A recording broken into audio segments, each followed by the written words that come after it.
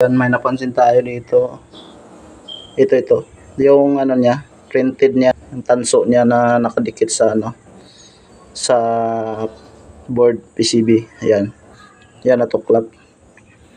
Yan. Ito yung una. Tapos gumanon. Posible sira itong IGBT. Yan. Posible sira yan. IGBT. Problema, mahirap hanapin yung original niyan. Ang mga bibili mo, mga piki doon sa maraming piki yan eh. Yan ito. Yan.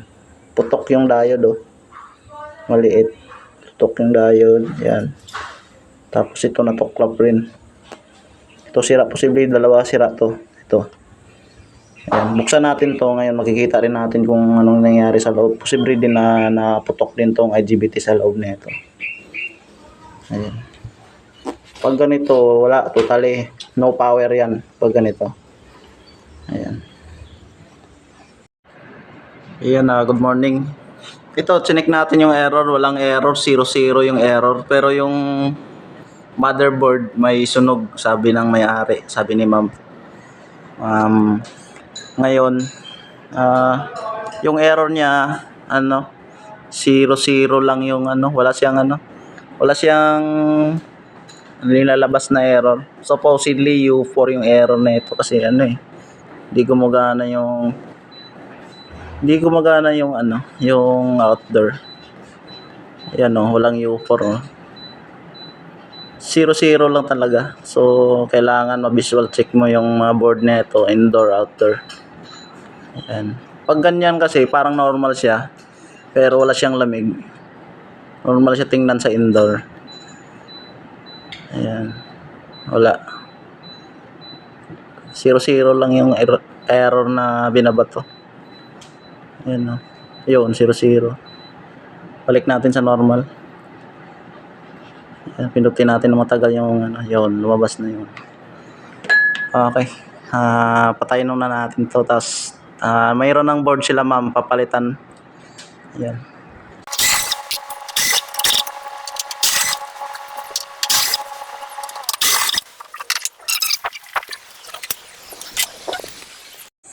Ayan, nabuksan na natin.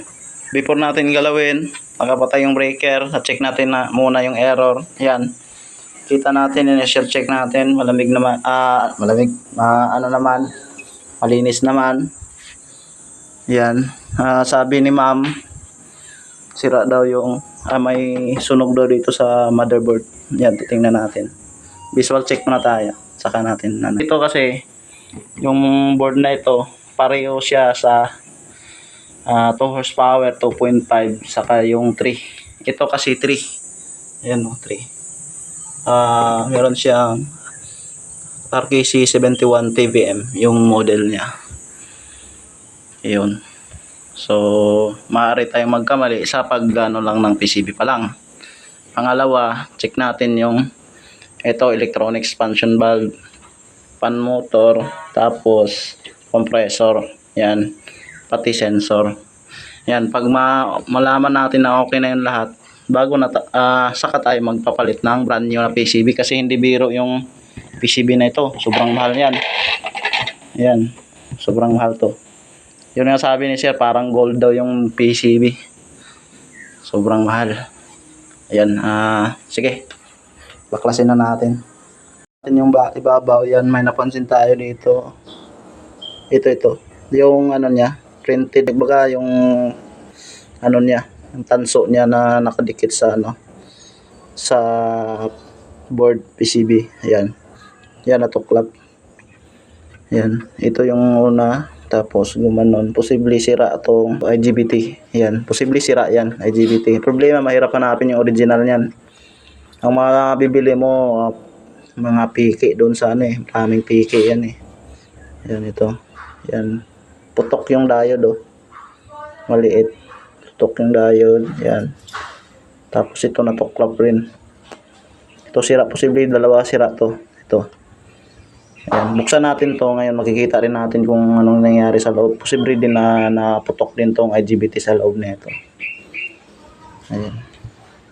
Pag ganito, wala. Totally no power yan. Pag ganito. Ayan. PCB. Sabi ni sir, parang gold daw. Sa mahal.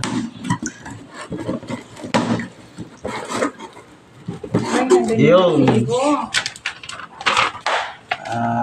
Rizalina, Williams, Rotring, LD, air condenser, price, Caloocan. Layo na pinanggalingan na ito So ngayon, binuksan na natin tong board ni ma'am. 3 horsepower to, yung ano. Yun, nakabalot ng ano. Ganda yung pagkabalot. Ibig sabihin, okay yung sealer. Yan. Yan. Ngayon, ikumpara natin yan. Kumpara natin doon sa luma bago tayo titingnan natin yung model. Ito. Yan. Yung model niya. ASP 01. Yan. 6 yun. B dito. 6B. Yan. Okay. Yan. Ayan. Ito nga. AX17. Okay. Pareho naman. Kaso nga lang ito. 6B. Ito 6A. Ayan. USB PPG. Posible sa klase ng PCB to. Class B to. Ito class A. Yan na.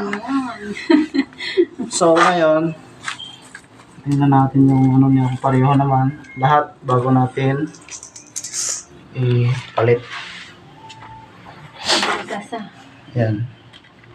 Pareho naman yung resistor. IPM. Tapos mayroong ano. Ayan. Ito. Ito. Pareho. Isang PCB. Kaya ba na ang kulay? Tunog na. Ayan. Tapos. Ito. Alin yung bago dyan? Ito dito. Ayan. Okay. Tapos tingnan natin yung part number dito. Pareho lang. Tapos ito, 4 din dito, 3. Ito kasi mga sir, yung board na ito, pareho lang sa 2 horsepower, 2.5 saka 3. So, mataas yung percentage na magkamali tayo sa PCB pa lang.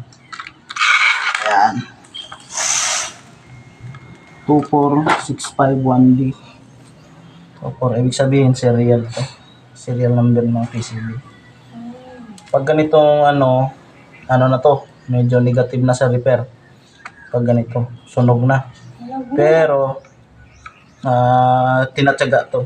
Natatsagaan ng mga ibang technician, yung mga malulupit natin ko pa sa ito tinatsaga din namin to minsan. Pero problema ito kasi yung paghahanap ng mga PCB na ito. Mahirap hanapin. Ayan. Yung ano pala, yung pesa nito yun, LGBT. Nakabili kasi ako nakaraan. 1 oras lang umandar, putok yung board. Nangyayari ito, mga ano ito, sinasabog yan.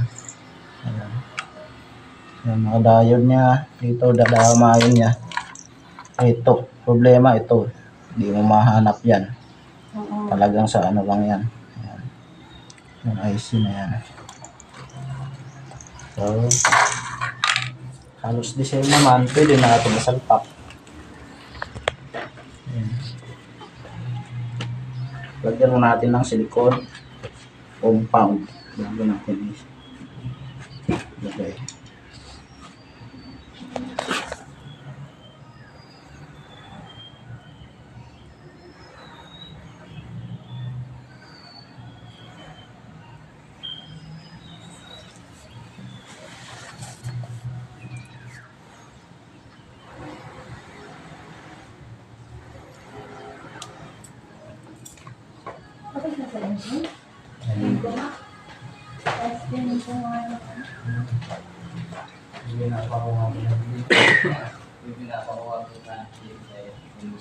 Kunin ko muna po. Aba. Tama na ba?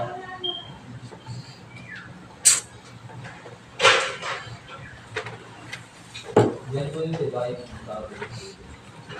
Hindi napakuha. Ano yan? Ako, check. Okay, ilagay na natin. Kailangan pantay po. Kahit na dyan, papatingin natin yung ano. Para makabili na ako.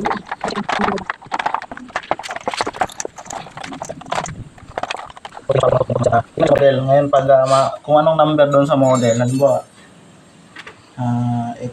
RTC 25. Ibig sabihin nun 1 horsepower yun. Ito 71, i-divide mo ngayon sa 25 yun. Doon mo malalaman kung ilang horsepower ito.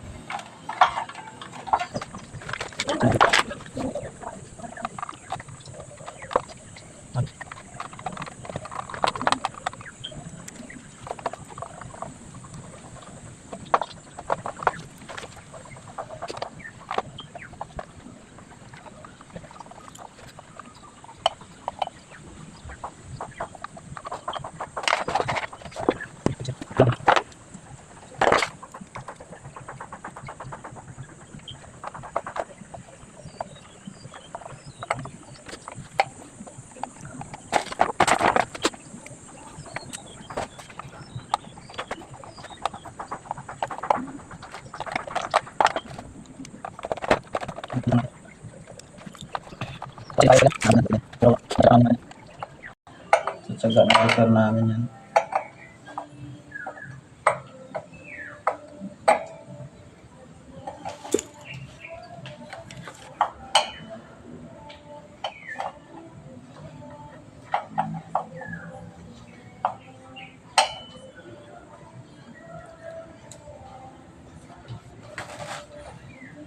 Okay, balik na natin.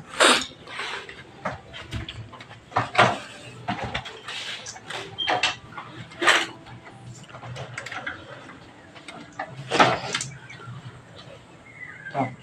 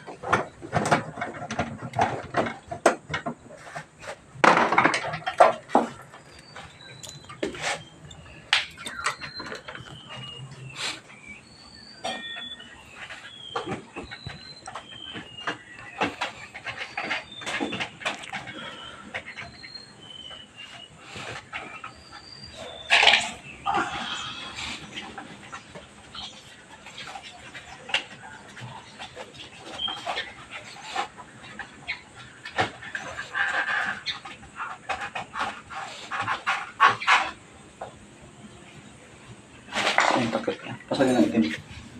Ibabaw. Yaw. Ayan, ito na yung lahat. Ito na.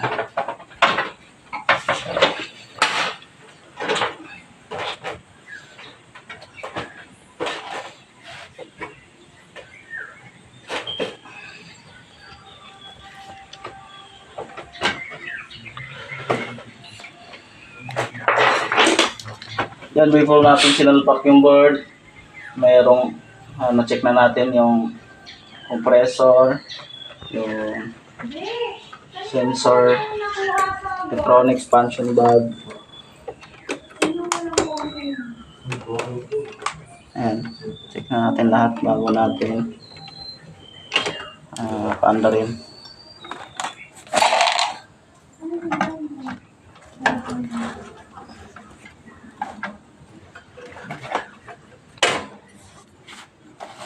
So, break it up. Tingnan natin yung breaker bago natin siya paanda rin. Tingnan natin kung ilan yung voltahe. Ayan. Dito sa ibabaw light yan eh. 236. Yan. Mataas-taas din pala yung voltahe nila. So, ngayon, tingnan natin kung hindi siya fluctuated. Ayan. Okay naman. Okay naman yung ano niya. So, ngayon, double check tayo dito. Wiring. Check natin yung ano, black, white, saka red. Ayan. Ayan, umandar na mga sir. Pagpa unang ano natin, under sa indoor, gumana kaagad siya. Kasi yun yung unang unang pagbuhay mo. Ayan, tapos bago yung board. Under kaagad yun. Kasi sa program yun, doon sa system. Ngayon, pag ano naman, pagpatayin mo siya uli, magdi-delay po yun ng 3 minutes bago siya under. Yan, mainit na yung buga. Ayan, mainit na. Ibig sabihin, okay na. Nagmo-moist na yung ano, ayan. Ibig sabihin, malamig na yan. Okay. Tingnan mo. Basta lang po. Mainap. Ayan. Para matesting namin. Ayan, okay na. Ayan, may ikot na. Brush ko ba kuya para mag-brush na rin ako? Sige po mamaya. Ayan.